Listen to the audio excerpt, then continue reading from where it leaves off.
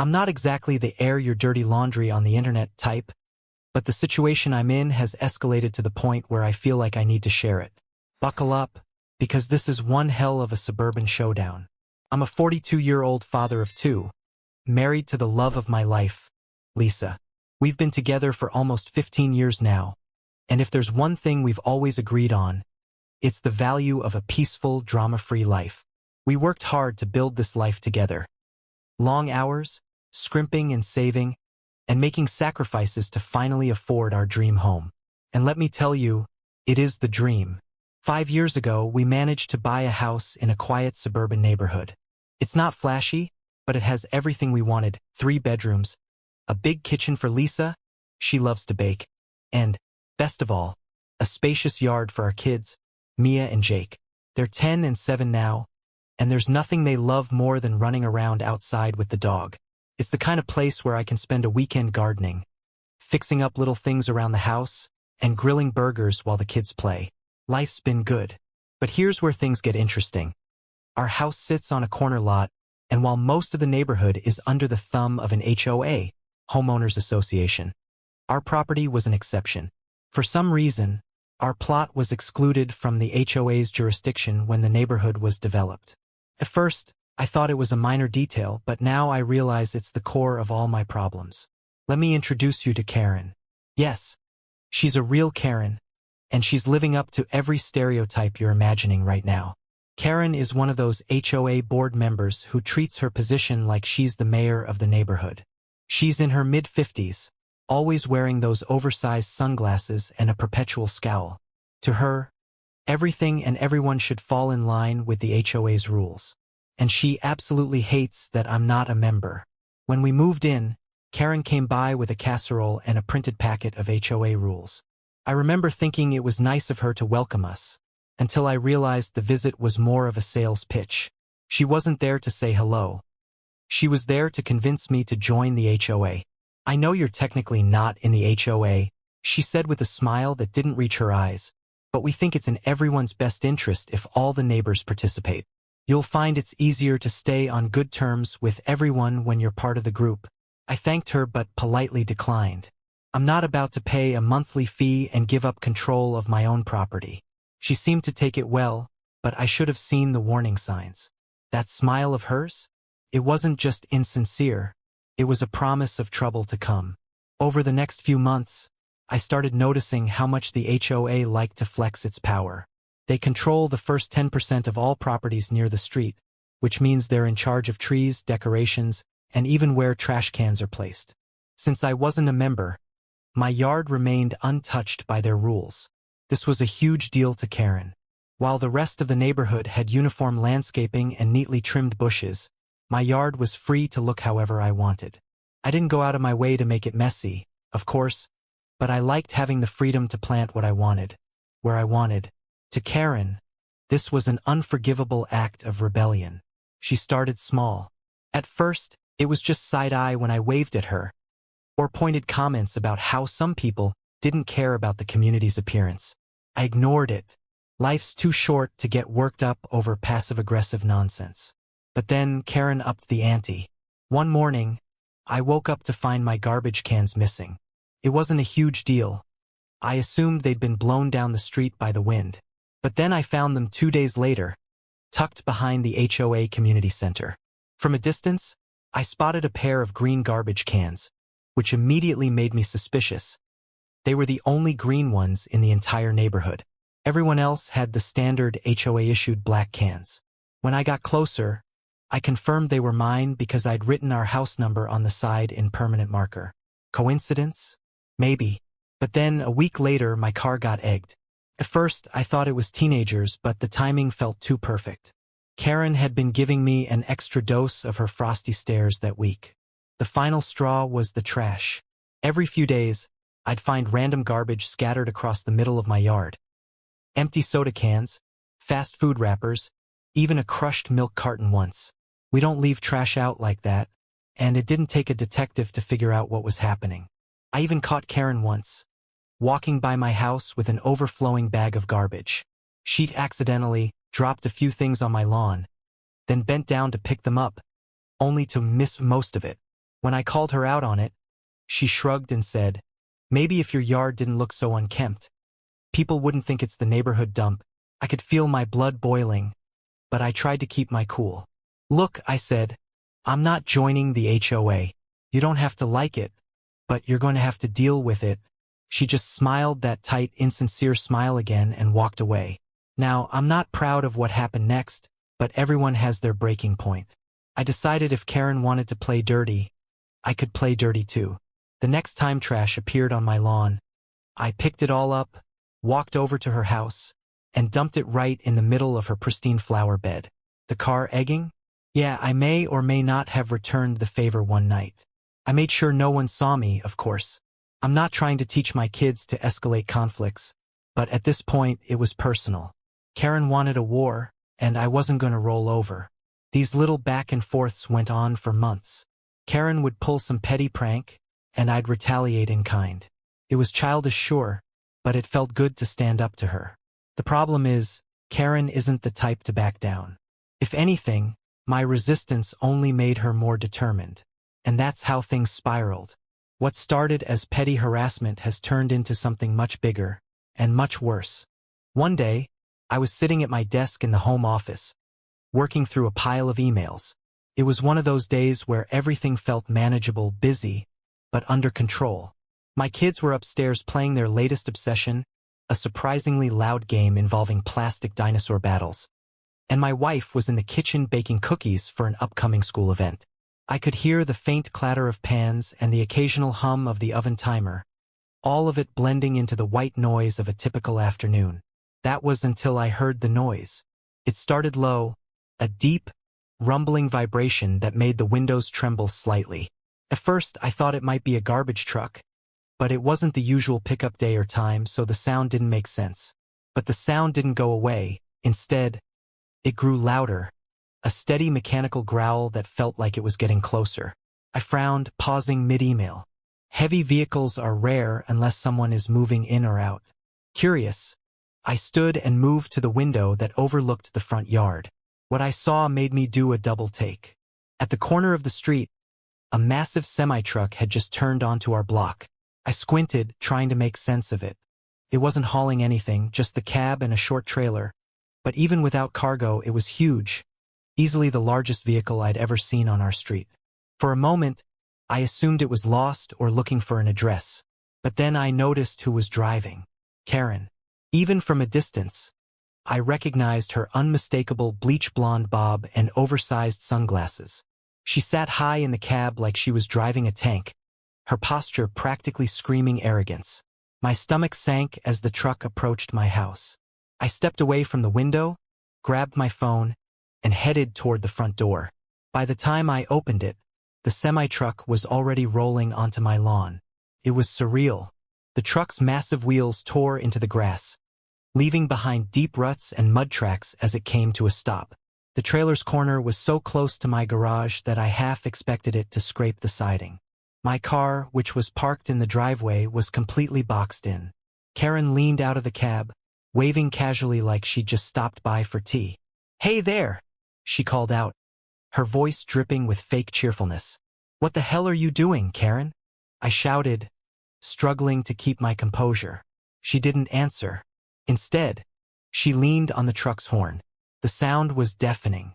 I instinctively covered my ears, but it was no use. The horn blared like a foghorn, rattling the windows and sending my kids scrambling downstairs in a panic. My wife appeared at the door behind me, her face a mixture of confusion and fury. "Is she serious?" Lisa hissed. Karen honked again, and again. The noise was relentless, echoing through the neighborhood. A few of my neighbors had come out of their houses, standing on their porches or peeking through their windows. Most of them looked confused. A few were laughing nervously, clearly unsure what to make of the scene. I stepped onto the lawn, waving my arms to get Karen's attention. "Karen, get this truck off my property right now." She leaned out of the window, smirking. "Oh, relax. I'm just parking for a little bit. It's not a big deal." "Not a big deal?" I gestured toward the ruined grass and the blocked driveway. "You're trespassing. Move this thing now." Karen shrugged, completely unfazed. I'm not trespassing if I'm parked. Besides, maybe this will teach you a little something about being a part of the community. I couldn't believe what I was hearing. Karen had pulled some ridiculous stunts before, but this was on another level. I took a deep breath, trying to calm down, and pulled out my phone. If she wasn't going to leave willingly, I'd make sure there was evidence of her behavior. I started recording, panning the camera across the truck, the torn-up lawn, and Karen sitting smugly in the driver's seat. "This is Karen," I said into the camera. "She's parked a semi-truck on my yard without permission, completely blocking my driveway and refusing to leave. She's also honking the horn like a maniac." When Karen saw me recording, her expression shifted. For the first time, she looked nervous. "You can't record me," she snapped, leaning further out of the window. "Watch me," I replied, keeping the camera steady. Karen must have realized she'd gone too far because she suddenly switched tactics. The smugness disappeared, replaced by a frantic energy as she climbed back into the cab and started the engine. At first, I was relieved. Maybe she'd finally come to her senses and was leaving. But Karen, being Karen, managed to make things worse. As she tried to maneuver the truck off my lawn, she backed it up at an awkward angle. I watched in horror as the trailer swung around, heading straight for my car. "Stop!" I yelled, waving my arms. But it was too late. The edge of the trailer slammed into the driver's side of my car with a sickening crunch, pushing it sideways into the garage door. The taillights shattered, and the side panel crumpled like a tin can. Karen froze for a moment, staring at the damage. Then, as if realizing how badly she'd screwed up, she panicked. She threw the truck into drive and tried to pull forward, but the tires spun uselessly in the mud she'd created. Finally, in a last-ditch attempt to escape, she opened the door, jumped out of the cab and ran. Yes, ran. Karen bolted down the street, leaving the truck idling on my lawn and the wreckage of my car behind her. I just stood there, phone in hand, utterly dumbfounded. After a few moments of stunned silence, I called the police. There was no question in my mind that this needed to be reported. This wasn't just a prank. It was trespassing, property damage, and reckless endangerment all rolled into one. When the officers arrived, they were just as shocked as I was. I showed them the video I'd taken of Karen inside the truck, honking the horn, and, most importantly, crashing into my car. "She really just ran off?" one of the officers asked, scribbling notes on a clipboard. "Yep," I said, gesturing toward the truck. "She left that, too." The officers examined the damage to my car and lawn, took photos, and ran the truck's plates. It turned out the semi-truck was a rental, and a quick call to the rental company confirmed that Karen had rented it earlier that day using her own ID. "This is an easy one," one of the officers said, shaking his head. "We've got trespassing, hit and run, and reckless endangerment, at the very least." They tried to locate Karen at her house, but she was gone. Her car was still in the driveway, but it looked like she'd packed up and fled.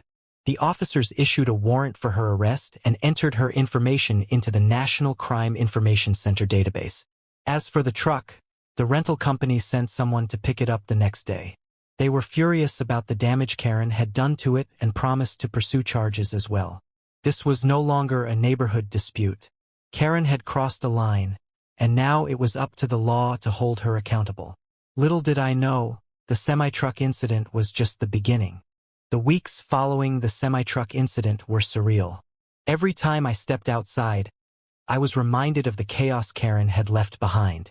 My lawn was torn up beyond recognition, deep tire ruts cutting across the grass.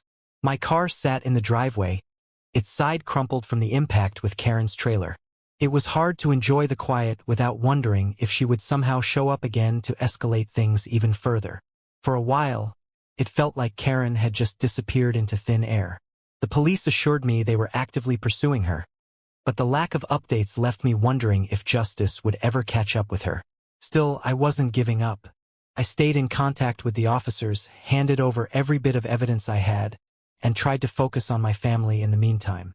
Finally, after weeks of searching, the call I had been waiting for came. "Sir, we've located Karen," the lead officer on the case told me. Turned out Karen hadn't gone far. She'd fled to a neighboring state and was hiding out in a rundown motel on the outskirts of a small town. The police had tracked her down using her credit card transactions and tips from locals who had seen her name mentioned in news reports about the semi-truck incident. When the police arrested her, she didn't resist. Maybe she thought she could talk her way out of it later, or maybe she realized she had no other options. Either way, she was taken into custody and extradited back to our jurisdiction to face her charges. For the first time since the whole ordeal began, I felt a sense of relief. Finally, Karen was going to be held accountable. The trial began a few months later, and it quickly became the talk of the town. Karen's behavior had already made her infamous in the neighborhood, but now it seemed like everyone wanted to see how the case would play out. The courtroom was packed. Neighbors, HOA members, and even people who had never met Karen but had heard the wild story. Karen faced several charges, all of them serious. Trespassing, hit and run, reckless driving and endangerment, criminal mischief, and evading law enforcement were just the start. Each charge painted a picture of someone who had not only acted recklessly, but had also gone to extreme lengths to avoid responsibility. The evidence against her was overwhelming. The prosecutor started with my video footage, which showed Karen inside the semi-truck on my lawn, honking the horn, and eventually crashing into my car before fleeing on foot. Watching the video play on the courtroom monitors felt surreal. I glanced at the jury while they watched it, and their expressions ranged from disbelief to outright disgust. In addition to the video, the police reports and photos of the damage were presented as evidence. The officers who had responded to the scene testified about the state of my property and the semi-truck itself. Neighbors who had witnessed parts of the incident also gave statements, as did a few who had experienced Karen's past harassment firsthand. Karen's lawyer, to their credit, tried their best to fight the charges. They claimed the video was edited, which was absurd and quickly dismissed by the prosecutor. They also argued that Karen had acted out of panic, trying to downplay her behavior as a one-time mistake. Karen herself tried to play the victim, claiming that I had provoked her by refusing to follow the HOA's rules. "He's been difficult since day one," she said, her voice trembling with feigned emotion. "I was just trying to make a point. I didn't mean for things to get out of hand." The prosecutor wasn't having it. "A point," they said, raising an eyebrow. "Is driving a semi-truck onto someone's property, destroying their lawn, crashing into their car, and fleeing the scene your idea of making a point?" The jury didn't need much convincing. After deliberating for only a few hours, they returned with a unanimous verdict: guilty on all charges. Sentencing took place a few weeks later, and the judge didn't hold back. They emphasized how Karen's actions had endangered not just my family, but the entire neighborhood, noting her complete lack of remorse throughout the process. Karen received a 9-month jail sentence, along with hefty fines for each charge. She was also ordered to pay full restitution for all the damages she had caused. This included the cost of repairing my car, restoring my lawn, and towing the semi-truck off my property. As part of her probation after her release, she was also required to attend mandatory anger management counseling. Hearing the sentence felt like closure. For months, Karen had been a source of stress and chaos, and now, finally, there were consequences for her actions. Life in the neighborhood slowly began to return to normal. It took some time, but I eventually received restitution payments that covered all the damages. My car was repaired, my lawn restored, and the memories of Karen's rampage started to fade. Without her constant presence, the neighborhood felt quieter, more peaceful. After Karen's sentencing, I thought the chaos she'd brought to our lives was finally behind us. For the first time in months, I could walk outside without worrying about more petty stunts or harassment. But I had no idea that my wife's decision to share the semi-truck video would turn into a movement that would change the entire neighborhood. It started with Lisa's tweet. The video, captioned simply, "This is what HOA power looks like," harassment and destruction by a board member who thought she was untouchable, quickly gained traction online. Within days, it went viral. The reactions were overwhelming, with thousands of people expressing their outrage and disbelief at the level of control HOAs could wield. People weren't just angry at Karen, they were furious at the HOA as a whole. The video turned into a rallying cry against unchecked HOA power, and commenters from all over the country began sharing their own horror stories. The comment section was filled with people detailing their experiences with selective enforcement, excessive fines, and outright harassment from their HOAs. In our neighborhood, the video struck a nerve. For years, residents had tolerated the HOA's overreach because they felt they had no other choice. Now, they were realizing just how deep the problems ran, and they weren't willing to stay silent anymore. As the video gained national attention, the scrutiny on our HOA grew. Local news outlets picked up the story, highlighting Karen's behavior and the community's growing dissatisfaction with the HOA's leadership. Under this intense spotlight, other board members started facing questions about their role in enabling Karen's antics. Neighbors began coming forward with their own stories of abuse. One family shared how they'd been fined hundreds of dollars for planting a tree in their front yard without approval. Another revealed that the HOA president had threatened to foreclose on their home over unpaid dues that had spiraled out of control due to repeated fines for minor violations. The board's pattern of arbitrary and heavy-handed enforcement became impossible to ignore. At an emergency HOA meeting, which was packed with angry residents, people demanded answers. They wanted to know why the board had allowed Karen to operate unchecked and why so many homeowners had been unfairly targeted over the years. The tension in the room was palpable. It didn't take long for the pressure to break the board. One by one, the board members, including the HOA president, announced their resignations. It was clear they couldn't withstand the backlash. Karen may have been the catalyst, but the entire leadership had lost the trust of the community. The resignations weren't enough for some residents. Fueled by the momentum from the viral video, a group of homeowners decided to take legal action against the former board members, alleging misuse of HOA funds, harassment, and violations of the HOA's own governing documents. A local attorney, hired by several residents, uncovered irregularities in the HOA's financial records.